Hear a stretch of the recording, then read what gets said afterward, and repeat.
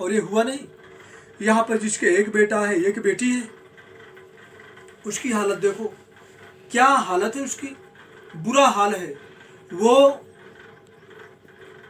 शादी करने के लिए परेशान है, पढ़ाने के लिए परेशान है, मकान बनाने के लिए परेशान है। लेकिन जिसके पास 7 करोड़ बेटे बेटियां हों, उनका कोई तुलना है ही नहीं किसी से। और कितनी बड़ी बात, हमारे घर में 2 बेटियां हैं और की 1 बेटियां हैं, या जैसी बेटियां घर में, सबके घर में बेटियां, उनकी शादी के लिए, लड़कों की तलाश के लिए कितनी मेहनत पड़ती है, कितनी मुश्किल उठानी पड़ती है, 1 जगह 2 जगह 10 जगह। लेकिन कुल मालिक ने, ये बड़ी हैरत अंगेज बात है और बहुत बड़ा, दुनिया का सबसे बड़ा अजूबा, ऐसा किसी ने नहीं किया आज तक। हमने वेद पढ़ के देख लिया, पुराण पढ़ के देख लिया, हमने रामायण पढ़ के देख लिया, गीता पढ़ के देख लिया, सब कुछ हमने देख लिया। और पिताजी ने भी सारे कुछ पढ़ा के दिखा दिए और उसे अंदर बाहर दिखा रहे हैं। सब कुछ हमने देख लिया, लेकिन हुआ क्या कि आज तक ऐसा किसी ने नहीं कर सका। वो बात है, वो बेटियां जो वेश्यावृत्ति में फंसी हुई थी, उनको निकाल के लाना, उनको अपनी बेटी बनाना और फिर उनकी शादी करवाना। हम आश्रम में बैठे थे, सच्चे सौदे में बैठे थे, पिताजी सत्संग कर रहे थे। उस समय 16 बेटियां शायद या 18 बेटियां थी, और वो सारी बेटियां ऐसी थी जो वेश्यावृत्ति में फंसी हुई थी।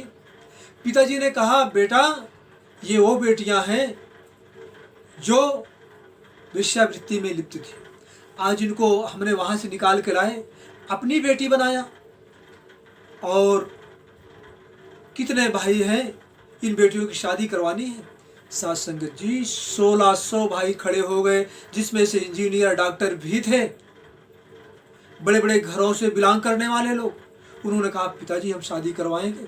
और पिताजी ने बताया शायद 18 बेटी की शादी हुई, 18 में से 2 को तो कुछ कारण बस वो, या कह लीजिए कुछ लोग होते हैं उनको निकाल के लेके गए, लेकिन 16 के बच्चे हैं, सब खुशहाल हैं। ये बहुत बड़ी बात है, बहुत बड़ी बात। कोई भी आदमी अपने कलेजे पे, सीने पे हाथ रख के देखे, दिल पे हाथ रख के देखे, उसको पता चलेगा कि एक वेश्या बेटी को निकाल के लाना, अपनी बेटी बनाना और शादी करवाना, तो ये दुनिया का सबसे बड़ा अजूबा, जो आज तक किसी ने नहीं किया। हमने सुना है संतों ने अब तक 2 वेश्या बेटियों को तरन तारण किया।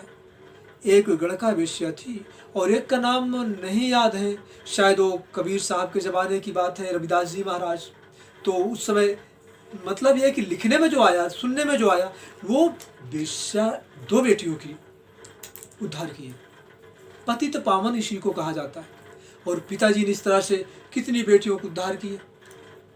तो एक ऐसी मुहिम, इतने ढेर सारे मानवता भलाई के कार्य जिस तरह से पिताजी ने किए, धरती स्वर्ग बन जाएगी अगर यहाँ पर सिर्फ जो लोग धरती माँ की सेवा करना चाहते हैं, जो लोग अपने आप को भारत माँ का सपूत कहलवाते हैं, जो बेटियाँ भारत माँ की पुत्री कहलाती हैं, और जितने भी हमारे सरहद पे नौजवान हैं, जो भी हमारे भाई बहनें हैं, पूरे भारत देश के, पूरे वर्ल्ड की मैं बात करता हूँ, अगर ये सारे भाई बहन एक हो जाएं, सारे जितने भी हमारे देश दुनिया में हैं बड़े बड़े जिम्मेवार, जैसे कि महामहिम की नाम लेते हैं, हमारे राष्ट्रपति जी, प्रधानमंत्री जी, मंत्री जी, मुख्यमंत्री जी, और तरह तरह के कैबिनेट हैं उनके, इस तरह से जितने भी सांसद विधायक,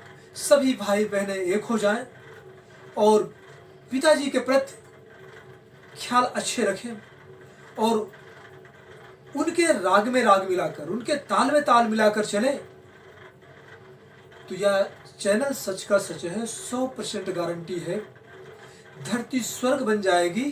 पूरे विश्व में सारे बुराइयों का हनन हो जाएगा और सतयुग का कारवां चल पड़ेगा।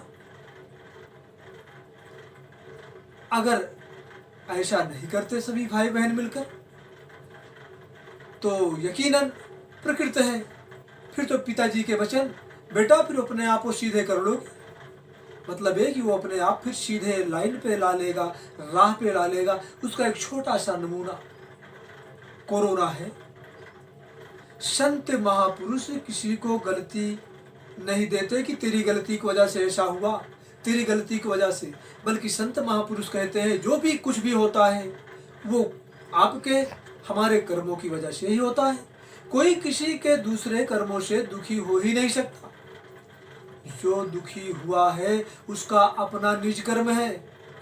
यही सच्चाई है, यही सच का सच है।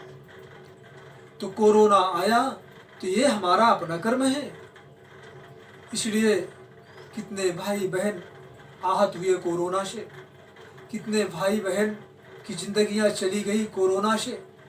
एक कर्मों का फल है और मालिक से दुआ करते हैं ऐसा सजा दुनिया वालों को ना मिले, लेकिन दुनिया वालों का भी फर्ज बनता है सच का साथ दे। सच के सच को समझ नहीं पाते हो, लेकिन सच का साथ दो, यही समझ के कि चलो यार हुजूर पिताजी महाराज इंसान ही सही, लेकिन जो मानवता भलाई के कार्य किए ऐसा इस धरती पे किसी ने किया नहीं। मालिक वो सत्ता है, हुजूर पिताजी महाराज वो पावर है। अगर लोग इनके प्रति समर्पण भाव कर दें तो दुनिया में खून की कमी नहीं होने देंगे, दुनिया में शुद्ध जल की कमी नहीं होने देंगे, दुनिया में शुद्ध वायु की कमी नहीं होने देंगे और दुनिया में गंदगी नहीं आने देंगे। ये भी एक अटल सच्चाई है। लेकिन बुरे कर्म भाई बहनों छोड़ने पड़ेंगे, ये जरूरी है। मालिक ने 2011 में वचन किए, सुमरण कर